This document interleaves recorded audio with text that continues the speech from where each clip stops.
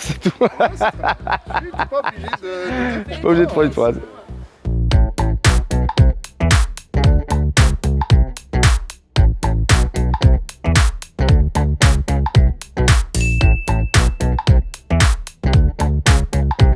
Je m'appelle Jean, je suis artisan maçon à Rumilly. Je suis rumillien depuis 2011.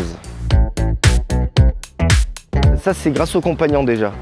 Parce que déjà à 18 ans, on posait déjà des murs en pierre. Même avant, j'avais fait des murs en pierre sèche en chantier de jeunesse à 16 ans. Et après, j'ai fait 15 ans de restauration de monuments historiques et ces années-là étaient très importantes. Ça m'a rendu très fier de pouvoir faire ça, par la passion de mon métier, le fait de pouvoir retransmettre son métier. C'est l'amour du métier, voilà.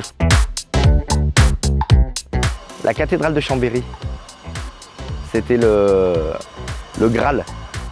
C'était un chantier unique dans une vie. Sans réfléchir que c'est Notre-Dame de Paris. Parce que pour toute personne qui a travaillé dans le monument historique, il a envie de restaurer le plus beau monument, on va dire. Bien sûr. Dès que l'incendie a eu lieu, le soir on entendait que les Français ne savaient pas faire le travail qui avait été fait il y a 400 ans, alors qu'on a démenti tout le monde. On a un savoir-faire en France qui n'est pas perdu. Et j'espère que grâce à ce chantier, il a pu se perpétuer. Voilà. Réalisé. Pierre Richard. La mola, c'est une très belle pierre.